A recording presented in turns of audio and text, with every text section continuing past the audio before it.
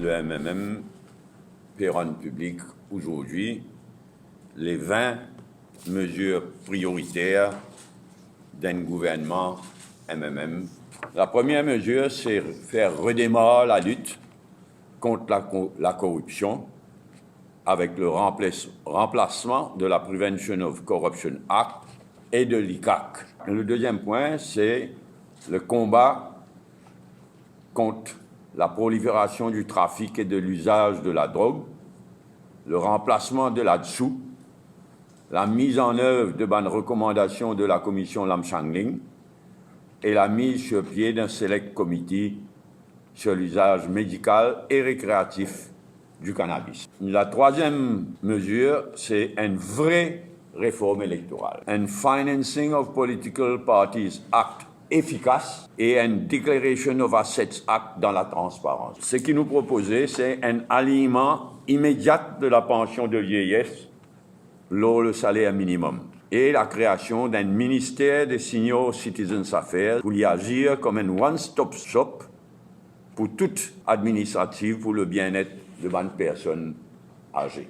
Et nous vous laissons au prochain gouvernement pour fixer un nouveau salaire minimum, mais garde en même temps un équilibre entre bonnes dépenses courantes et bonnes investissements au profit de bonnes jeunes. Le cinquième point, c'est l'introduction d'un système de remboursement de tout achat de médicaments non disponibles dans les hôpitaux. Le sixième point, c'est le paiement d'une allocation chômage de 5 000 roupies par mois à bonnes jeunes de 18 à 25 ans. Bien évidemment, une allocation chômage bien contrôlée. Le septième point, c'est l'abolition de la redevance de télévision obligatoire au profit MBC. Un nouveau cadre légal pour transformer la MBC en une BBC à la mauricienne.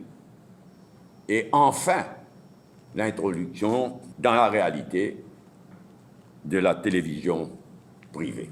Le huitième point, c'est une allocation de 1 000 roupies mensuellement à bonne maman, de bonnes enfants de 3 mois à 3 ans, pour encourir, pour payer les frais d'envoyer ces bons enfants-là dans une crèche. Le neuvième point, c'est le grant déjà existant à bonnes parents qui ont des enfants de 3 à 5 ans fréquentent un établissement privé, passe de 200 roupies à 1 000 roupies mensuellement. Le dixième point, c'est Internet gratuit pour les étudiants du cycle secondaire et tertiaire. 11e point, c'est une augmentation du plafond de la subvention à 1 million pour un traitement qui n'est pas available, un traitement médical qui n'est pas available à Maurice. Le 12e point, déboursement en avance du retirement lump sum à un fonctionnaire, soit le financement de une étude tertiaire, soit l'achat d'un logement ou pour les soins ou pour des soins médicaux. Le 13e point, c'est le paiement d'un performance bonus tel qu'il est recommandé par le PRB dans tout le département concerné, mais surtout dans la force policière.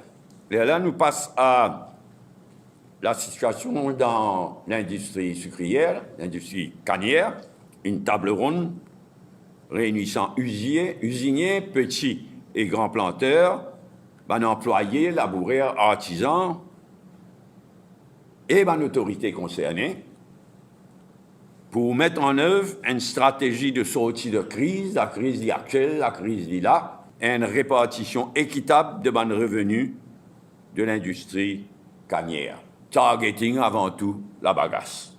Le 15e point, c'est enfin l'introduction d'un Freedom of Information Act. 16e point, c'est une commission d'enquête sur toute l'affaire BAI. Le 17e point, c'est un nouveau pouvoir au bureau de l'audit pour empêcher, d'abord, prévenir, empêcher les dépenses exagérées, mais ensuite pour sévir, pour prendre une sanction dans un cas de gaspillage et de gabegie.